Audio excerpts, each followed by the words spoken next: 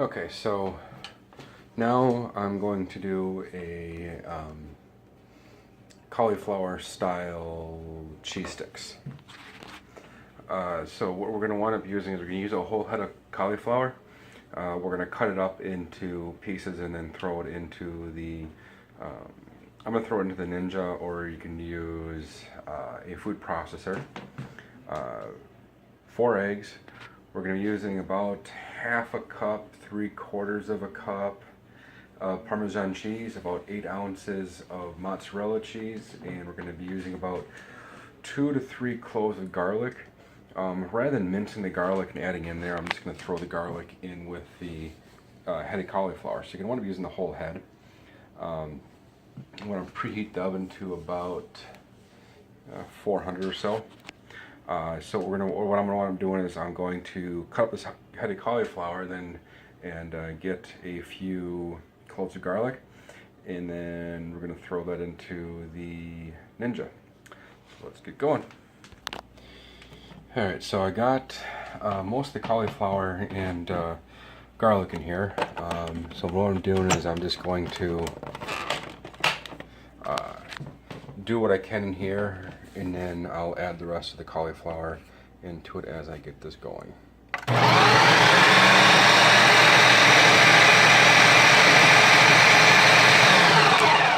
And all that we're looking for is kind of a rice consistency for the cauliflower. And if you're using a Ninja, watch out for those blades, because they are sharp. So I'm going to just get the rest of this one, and then I'm going to take the cauliflower out and then add the rest of it in.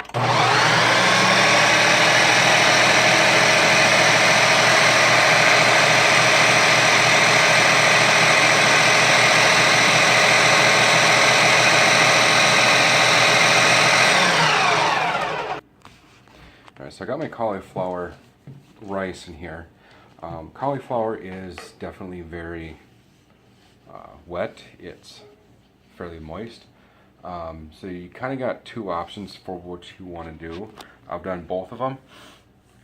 One is just keep going as is, or the other one is to take the bowl of cauliflower rice that you have, put it in your microwave for about a minute or so to heat it up, and then you dump all the cauliflower rice onto a towel, and then you squeeze the towel to wring out a lot of the moisture.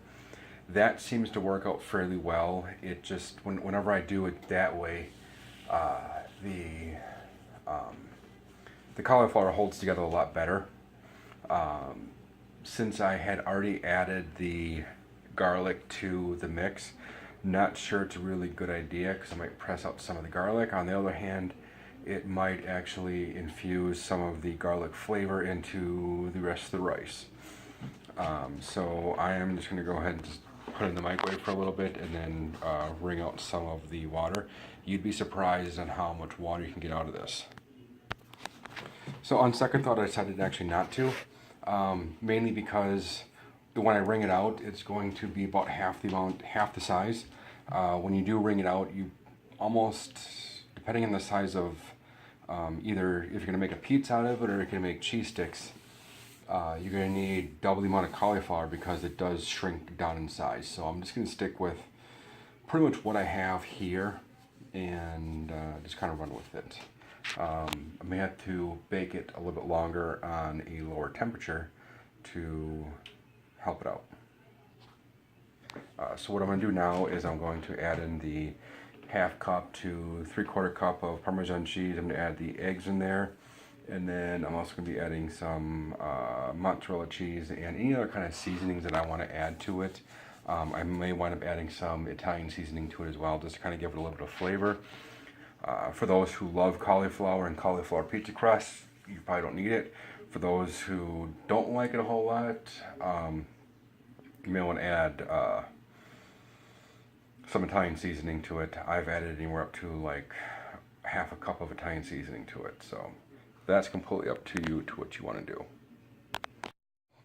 And now I'm working on just adding the eggs, and then got there's the Parmesan cheese. And I am going to go ahead and add a bit of Italian seasoning, probably about a quarter cup, about a quarter cup or so. So I'm going to add the rest of the eggs, and I'm going to add about a cup and a half of shredded cheese. I actually don't have any mozzarella, so I'm just going to use some Fiesta blend, which works totally fine.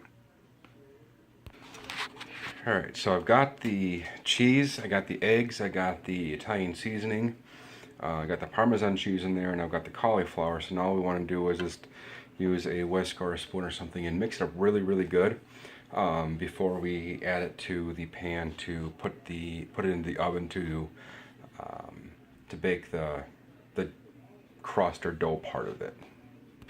Okay, so now I got my pizza pan with parchment paper over it, and a little tip is that if you spray the pizza pan down with a little bit of cooking spray before you put the parchment paper on there, the parchment paper is not going to slide around on you when you try putting everything on.